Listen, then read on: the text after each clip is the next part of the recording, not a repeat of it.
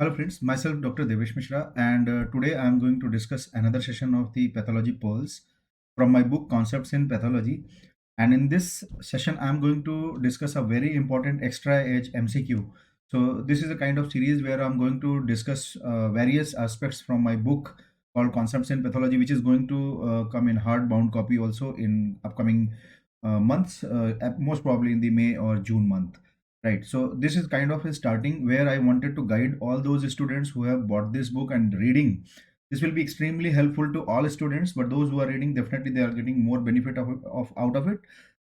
So in that continuation, I am going to discuss extra edge MCQ. Yesterday we have discussed about image based discussion, and now today I am going to tell you question number 10, which is given in chapter number 2 on page number 40. Right. So this is the question which I am going to discuss right now. So look at the question now. Question is, a liver biopsy of a hepatitis patient is given, and what is this? It is a hepatitis C virus infection. So if you can see, this is the hepatitis C virus infection, and microscopic examination, it has a cellular changes shown in the following image, right? Change is most likely result from which of the following process. So first you have to look into the this histopathological image of the liver biopsy, and then you have to find out what is the right answer. Activation of the caspases, elaboration of the lipases, peroxidation of the lipids, reduction of ATP synthesis. So these are all important things which I've given about any kind of cell injury, right? So how to proceed for this kind of question where you are going to see the images. So never forget rule of 5. See, many students, they commit mistake when they are not able to find out how to approach the image based MCQs. So whenever you are seeing any histopathology image, make a rule that you will always look for the 5 areas. So what are those 5 areas? 4 corners of the slide. So see, 1, 2, 3, 4, 4 corners, and the central part of the slide, 5. So this is what I call rule of 5, right? So now you can see 1, 2, 3, 4 and 5. These are the 5 areas which I am going to see, and I will advise you to all go through this. This is called rule of 5. Then comes rule of observation and comparison. Means you have to observe the surrounding cell. Can you see this cell? Can you see this cell? See this cell, see all these cells, and you compare with this cell which is present in the center, which is remarkably very distinct. So this is called rule of observation, and then rule of comparison. Then you have to compare with the surrounding cells. For example, I will choose here this cell, right? I will choose here this cell, and I'm going to compare this cell, right? So these are the two cells which I'm going to compare, and we will come out to the final outcome, that what is this, and then we will think about all these options also, right? So first of all, we know that what is this? This is the hepatitis C virus infection, right? Hepatitis C virus infection, right? And this is the liver biopsy. So when you are looking at this cell, suppose I mark this cell number 1 and I mark this cell number 2, which we have to observe, which is the question actually, right? So when you are comparing cell number 1 and cell number 2, so what are you finding? What are you finding when you see the cytoplasm? How is the cytoplasm? How is the cytoplasm in cell number 1, and you compare the cell number 2? Who is more eosinophilic? So tell me, who is more eosinophilic? So can you see cell number 2 is more eosinophilic, right? So there is more eosinophilia in the cytoplasm in compared to the cell number 1. Second thing, you can notice both are membrane bound, both are cell membrane bound structure, both are cell membrane bound structure. So both are cell membrane bound structure. Now, if you compare the nucleus, right? If you compare the nuclei, right? Can you see the nucleus here and here? How is the nucleus? Here you can see nucleus is round vesicular nuclei, right? Round vesicular chromatin is present. That is why it is called as round vesicular nuclei, right? So this is the normal cell, right? So actually number 1 is the normal cell, right? This is the normal cell. But when you are comparing the cell number 2, what you are observing? See, hypereosinophilia, cell membrane bound, both are, we have seen, right? Now we are seeing the nucleus feature or nuclear feature. In this nuclear feature, what you are observing is extra here is the nucleus size is smaller and they are having more bluish tinge, right? So this is called pycnosis, or we can say pycnotic nuclei, right? So this is because of the chromatin condensation. So here chromatin is open, that is why vesicular, but here we are seeing chromatin condensation. So now you can see there is a chromatin condensation here, right? So what I'm showing you here, there is a hypereosinophilia, there are cell membrane bound structure, nucleus is present.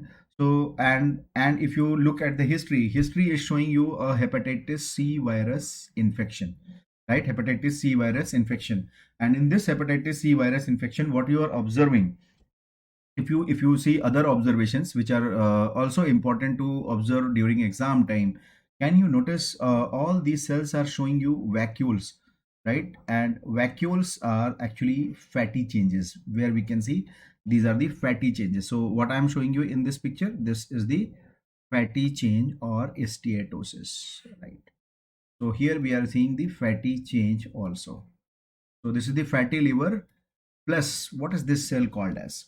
So now what is this cell which is we are seeing in the question? So this cell is called as Councilman body. So this number two is actually description for the apoptotic body. So remember what is number two? Number two is called as apoptotic bodies. So that is how you have to identify apoptotic bodies. So what is apoptotic bodies?